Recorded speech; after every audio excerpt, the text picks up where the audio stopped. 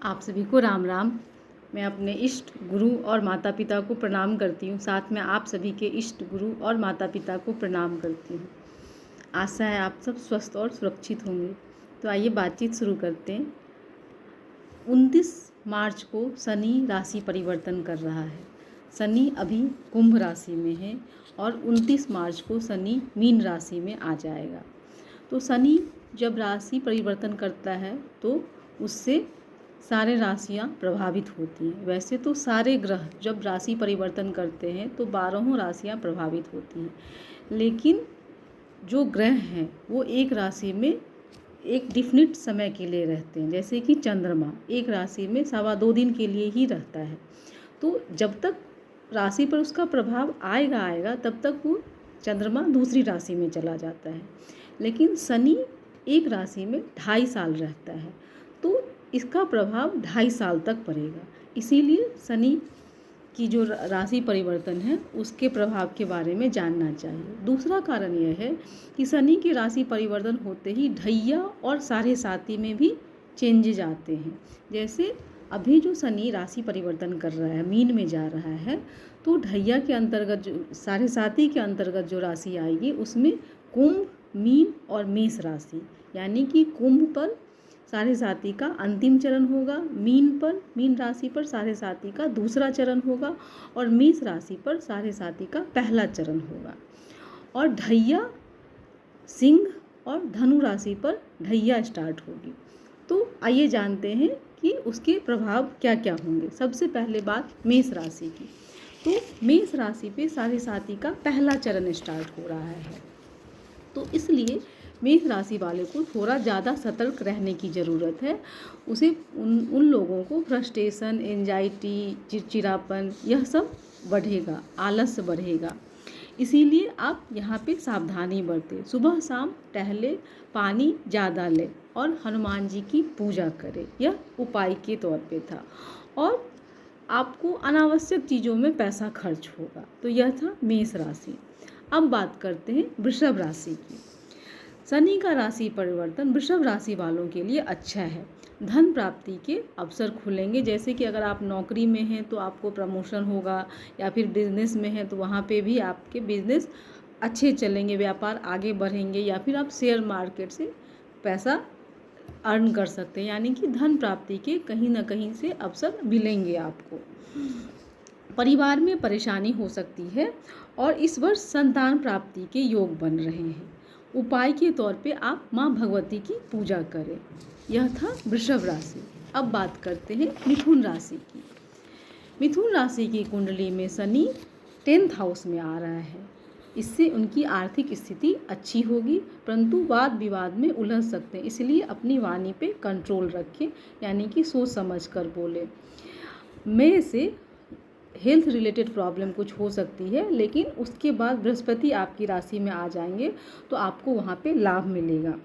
गृहस्थी का विशेष ख्याल रखें तथा आपको हार्ट रिलेटेड कोई प्रॉब्लम हो सकती है, अतः वहाँ भी ख्याल रखने की ज़रूरत है। उपाय के तौर पे हल्का भोजन करें और माँ भगवती या फिर हनुमान जी की उपासना करें। यह था मिथुन राशि। अब बात करते हैं कर्क राशि पर। कर्क राशि वालों को उनके शरीर में आलस्य बढ़ेगा और लापरवाही के कारण नुकसान होगा। हेल्थ रिलेटेड प्रॉब्लम भी हो सकती है। तो आप एक्टिव रहने की कोशिश करें और पानी ज़्यादा लें। हनुमान जी या अपने इष्ट की आराधना करें। एक और बात, छोटे या बड़े भाई बहन को प्रॉब्लम हो सकती है या फिर उनसे आपको कोई प्रॉब्लम हो सकती है कर्क राशि वालों के लिए। तो यह था कर्क राशि। अब बात करते हैं सिंह राशि की। सिंह राशि पर ढैया शुरू हो रहा है, तो आपका काम अटक अटक कर होगा, पर होगा जरूर। गृहस्थी में कुछ खटपट हो सकती है, तो वहाँ पर भी सावधानी बरतें। उपाय के तौर पे सूर्य की पूजा करें और बुजुर्गों का ख्याल रखें, या फिर जो बन पड़े उतना आप उनकी सेवा कर सकते हैं। अब बात करते हैं कन्या राशि की। अगर आप अविवाहित हैं तब तो बढ़िया है, लेकिन अगर आप विवाहित हैं तो अपनी गृहस्थी का विशेष ख्याल रखें। यात्राएं हो सकती हैं और उस यात्राएं से आपको लाभ भी मिलेगा। रिप्रोडक्टिव ऑर्गन से रिलेटेड आपको कुछ परेशानी हो सकती है।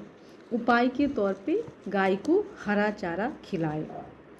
अब बात करते हैं तुला राशि की।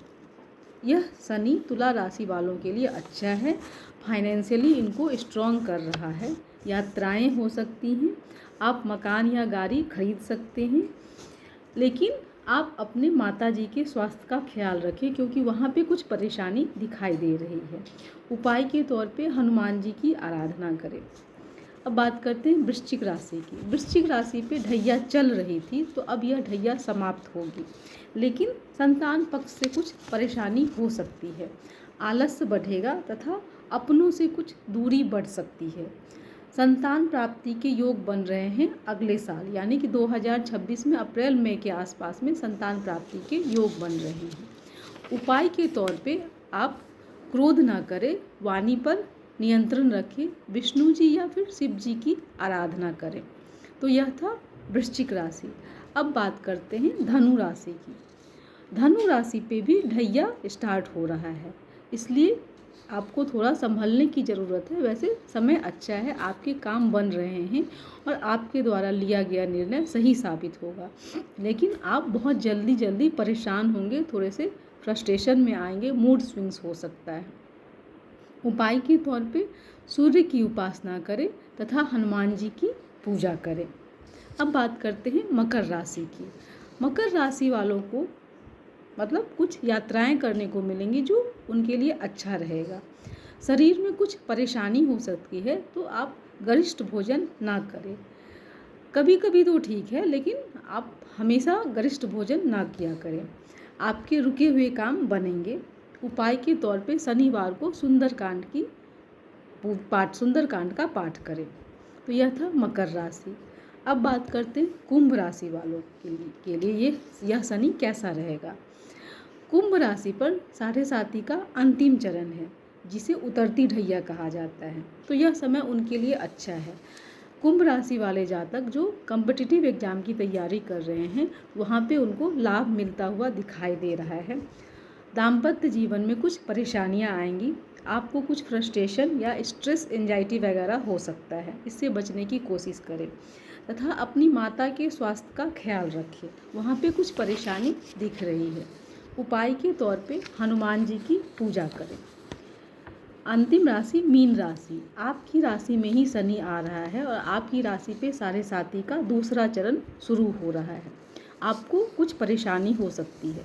ऐसा कहा जाता है कि जब 7.5 शुरू होता है तो पहला चरण जो होता है वह सिर से लेके यहाँ तक इफेक्ट डालता है। दूसरा चरण जो होता है वह गले से और पेट तक, यानी उसमें हृदय, पेट यह सब इंक्लूड होता है, वहाँ पे इफेक्ट डालता है। और तीसरा चरण जो होता है वह घुटना, पाँव, इस सब पे इफेक्ट डालता है, यानी शरीर के इन भागों में परेशानियाँ हो सकती हैं। तो आप अपने हृदय का, अपने पेट का विशेष ख्याल रखें। उपाय के तौर पे नीला काला कलर अवॉइड करें, नॉनवेज ना खाएं, गरिष्ठ भोजन से बचें और ज़रूरतमंद की मदद करें। तो ये था मीन राशि। तो मैंने 12 राशि के बारे में बताया। अब कुछ जनरल उपाय जो सभी राशि वाले कर सकते हैं। अगर आपको ऐसा लगता है कि बहुत ज़्यादा परेशानी है, जिन पे भी 7.5 चल रही है, जो पहला चरण है, दूसरा चरण है, तीसरा चरण है, या जो ढैया वाले हैं, धनु और सिंह राशि वाले, तो अगर 7.5 चल रही है और प्रॉब्लम ज़्यादा दिख रहा है, छोटा मोटा कुछ हो रहा है तो कोई बात नहीं, वो तो सबके लाइफ में होता रहता है, लेकिन अगर बहुत ज़्यादा परेशानियां हैं तो आप सबसे पहले तो अपने व्यवहार को ठीक कीजिए। बिना व्यवहार को ठीक किए हुए आपको कोई लाभ नहीं मिल सकता। कितना भी आप पूजा पाठ कर ले, व्रत कर ले, घंटी बजा ले, आरती दिखा ले, उससे कोई लाभ नहीं मिलेगा जब तक कि आप अपने व्यवहार को ठीक नहीं कीजिएगा। तो सबसे पहले आप अपने व्यवहार को ठीक करें, अपनी आदतों को सुधारें, अपने अंदर अच्छी आदतों को इनकलकेट करें। जैसे कि हम निंदा नहीं कर सकते। बहुत सारे लोगों में ऐसे मैंने देखा है कि मतलब बैठ जाते हैं और किसी दूसरे की बुराई करना स्टार्ट कर देते हैं। तो आपको अगर मतलब हर हमेशा आप दूसरे की बुराई कर रहे हैं, उसके बाद आप समझ रहे हैं कि मेरे साथ कुछ अच्छा होगा, तो ऐसा नहीं होता है। दूसरी बात, ज़रूरतमंदों की आप सेवा करें। आप कुछ दान दे सकते हैं, आपके पास जो बन पड़े। अगर आप आर्थिक रूप से सबल हैं तो आर्थिक रूप से मदद कीजिए। अगर आप आर्थिक रूप से नहीं कर सकते हैं तो फिजिकली कहीं पे जाके हेल्प कर दीजिए। अगर आपके पास ज्ञान है, नॉलेज है, तो आप उससे लोगों की मदद कर सकते हैं। मतलब जो भी है आपके पास, उससे आप लोगों की सेवा ज़रूर करें, क्योंकि मनुष्य का जीवन ही मिला है हमें दूसरों की सेवा करने के लिए। तो सेवा ज़रूर करें। शनिवार को सुंदरकांड का पाठ करना चाहिए अगर आपको विशेष परेशानी हो रही है। यह सभी राशि वालों के लिए है। अपने आप को साफ सुथरा रखिए और अपने घर को स्वच्छ रखिए, संयमित रखिए, मतलब अच्छे से उसको रखें। ऐसा ना कि घर बहुत ज़्यादा बिखरा पड़ा हुआ है, घर को भी व्यवस्थित रखिए। बहुत ज़्यादा परेशानी है तो सुबह शाम 2 बार आप स्नान करें और इत्र ज़रूर लगाएं। तो इससे क्या होता है, शनि की परेशानी कम होती है। तो सब व्यावहारिक उपाय हैं जो आप लोग कर सकते हैं, तो आप लोग ज़रूर करें और अपने व्यवहार में परिवर्तन लाएं। अपने इष्ट की आराधना करें। आप जिस भी भगवान की पूजा करते हैं, जिस भी भगवान पे आपका मन लगता है, तो वहाँ पे आप उनकी पूजा ज़रूर करें। तो फिर आप 7.5 से या ढैया से बच जाएंगे। आपको यकीन माने कोई बहुत ज़्यादा परेशानी नहीं आएगी। अब कुछ ना कुछ तो परेशानी होगी, लेकिन ऐसी परेशानी जो बहुत परेशान कर रहा है, ऐसा नहीं होगा।